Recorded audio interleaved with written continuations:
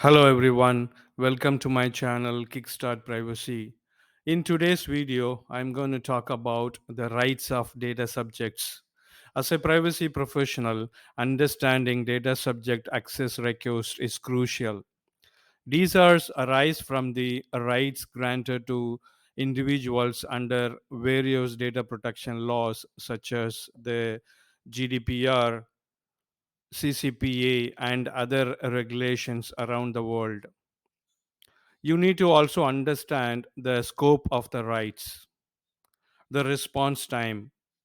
Under the GDPR, for instance, organizations typically have 1 month to respond to a DSR. However, depending on the complexity and the number of requests, this period can be extended by 2 more months. Identification. Before providing information, verify the identity of the requester to ensure that data is not disclosed to unauthorized individuals. The fees. Generally, these should be processed free of charge. However, in cases of repetitive or excessive request, a reasonable fee based on administrative cost might be charged. Exceptions. Not all DSRs have to be honored. Some exceptions based on public interest, legal requirements, or rights of others might apply. Documentation. Keep records of all the DSRs received and how they were addressed. Procedures and workflow. Implement clear procedures for receiving, tracking, and processing these errors. Make sure relevant staff are trying to recognize and escalate these errors. Technology. Consider utilizing specialized software or tools to help manage these errors efficiently, especially for large companies with frequent requests. Communication. Be transparent and provide clear communication channels for data subjects to make these ours. This can be via web forms, email, or a physical email. The challenges are the data discovery. Finding all the personal data related to a specific individual across different systems can be challenging. Voluminous request. Some DSRs can be expansive and require a lot of resources. Exemptions and redaction. Deciding what can be exempted and ensuring non relevant data is redacted requires careful judgment. Right? Let's move on to the agenda of this call today. Introduction. What are the rights under GDPR?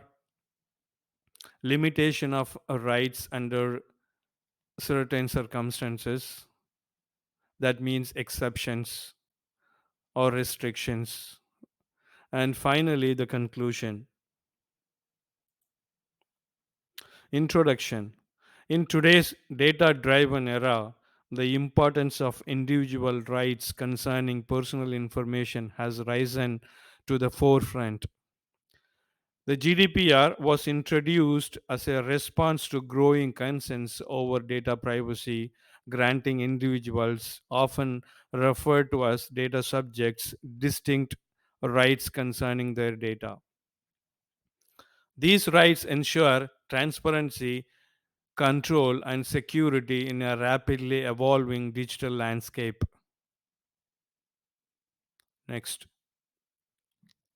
data subject rights. The data subjects have the right to access the data and a right to rectification, a right to eraser, or right to be forgotten, rights related to automated decision making, including profiling, right to data portability, right to object, and right to restrict processing. Let's understand the rights one by one. The first right is to access. That means The right to access, often referred to as the subject access request, allows individuals to obtain confirmation from the organization as to whether their personal data is being processed. They can also request a copy of such data and further details about the processing, such as its purposes, the categories of data, and potential recipients. For example, Peter used an online job portal 2 years ago. He wonders what kind of information the portal has stored about him. He sends them a subject access request. In response, the portal provides Peter with a comprehensive file containing his uploaded CVs, job applications, charts with recruiters, and the searches he performed. They also detail how they use his data, which third parties they share with, and how long they intend to keep his data.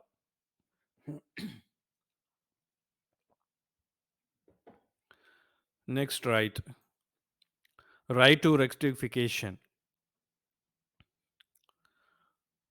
Individuals can challenge the accuracy of personal data held about them. If the data is found to be inaccurate, the individual has the right to have it corrected. If the data is incomplete, they can have it completed, which may involve adding a supplementary statement. For example, Amanda noticed that her royalty card with a famous retail chain has the wrong email address. She contacts their customer service and requests the email to be corrected. The retail chain must promptly rectify the inaccuracy, ensuring that all instances of her email in their systems are updated correctly. Next right is a right to eraser, also known as a right to be forgotten. This right enables individual to request the deletion of their data in certain circumstances, like when the data is no longer necessary for its original purpose, when the individual withdraws consent, or when the data has been unlawfully processed. For example, Priya had a blog during her teenage years on a popular blogging platform, now a professional. She is concerned that those old posts could affect her reputation. She requests the blogging platform to delete her account and all associated posts. As there is no compelling reason for the platform to retain the data, they should erase all her data in compliance with her request.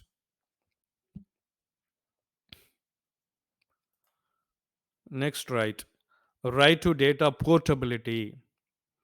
This right allows individuals to obtain and reuse their professional data, personal data across different services.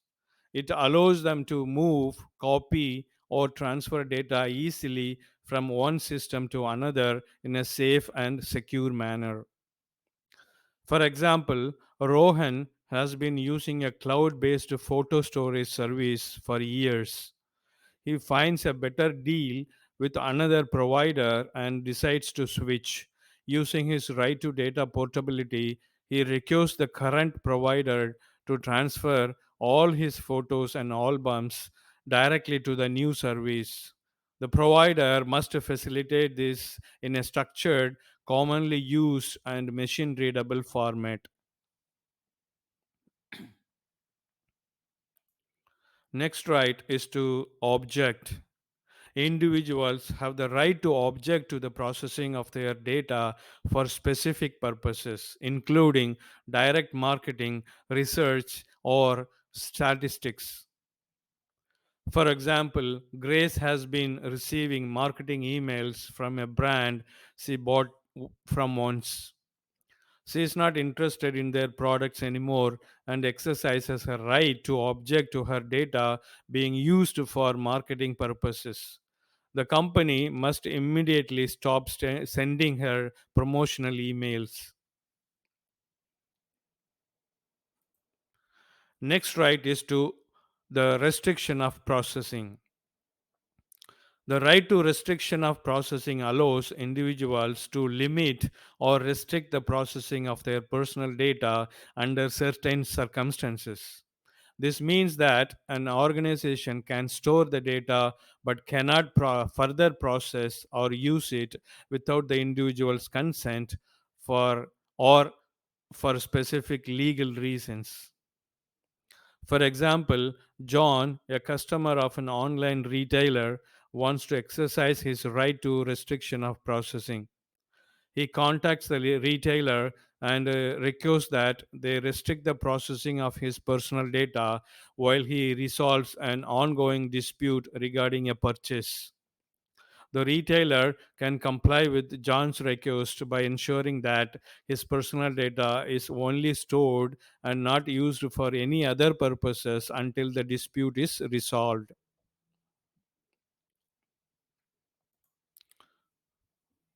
Next, rights related to automated decision making, including profiling.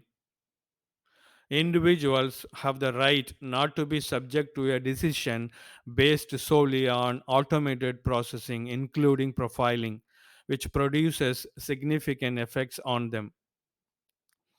For example, Serena applies for a loan online. Her application is instantly rejected based on an automated credit scoring system. She has the right to know about this automated decision and can ask for human intervention or challenge the decision.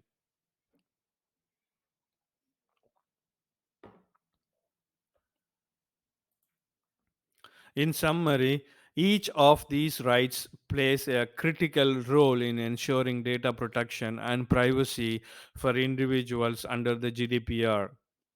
Organizations are obliged to respect and uphold these rights, ensuring transparent, fair, and compliant data processing. Next, now see what are the limitations of rights under the GDPR.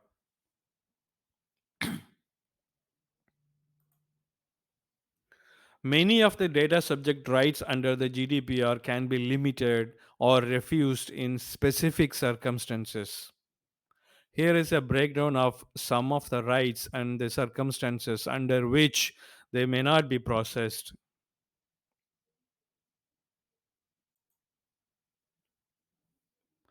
Right to be forgotten. Under the GDPR, the right to eraser, often referred to as the right to be forgotten, is not absolute.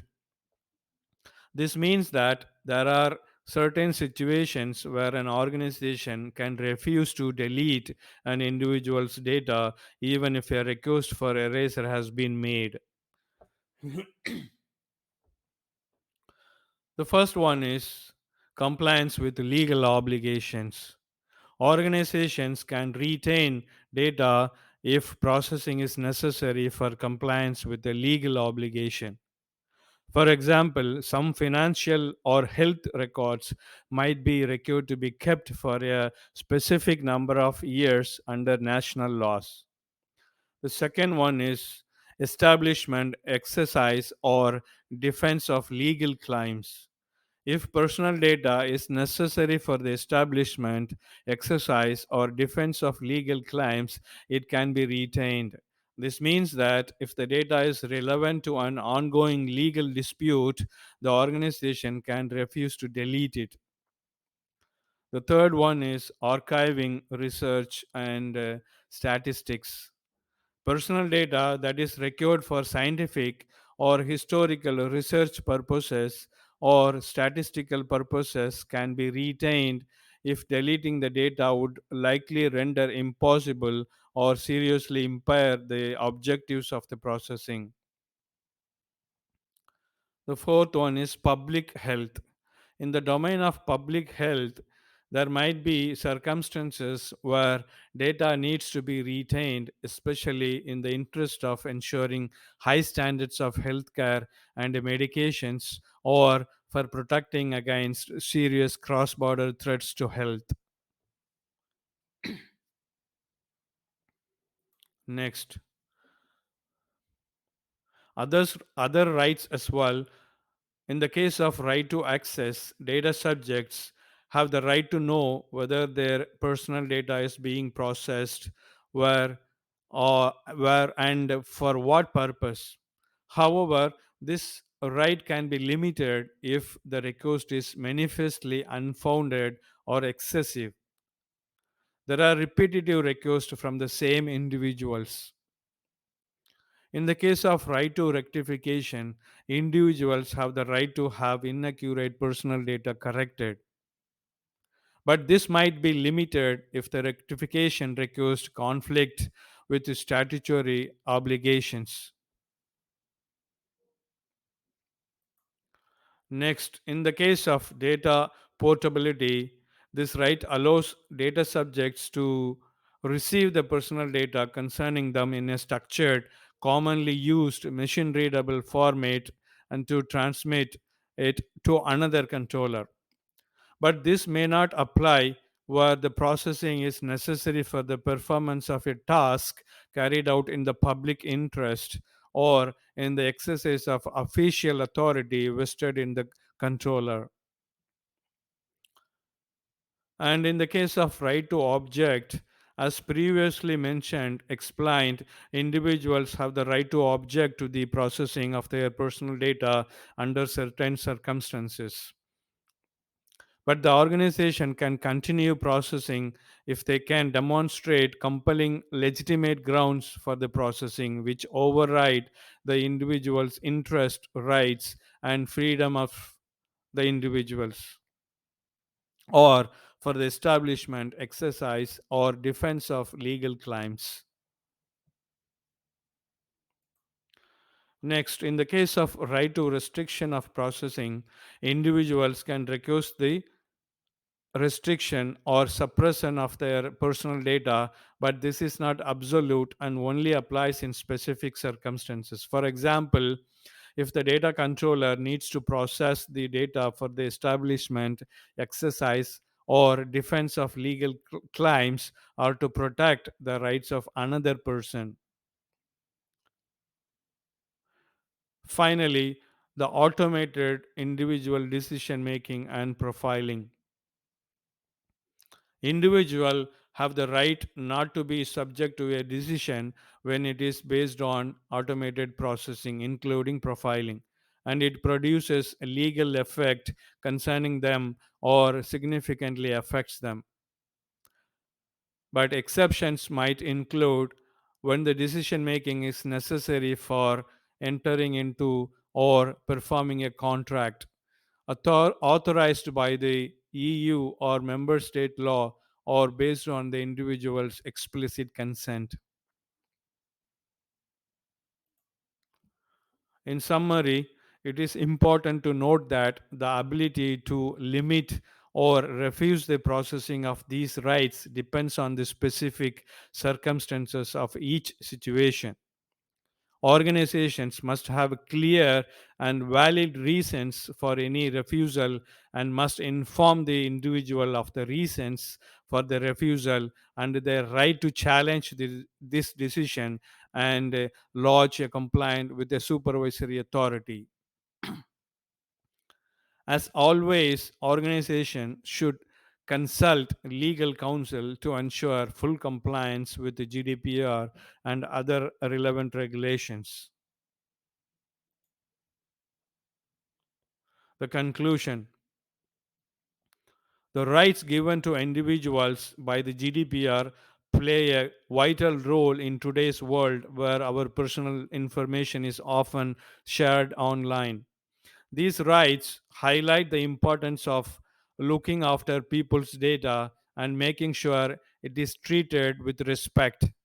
As we all use the internet and online services more, making sure personal information is safe and used properly is more crucial than ever.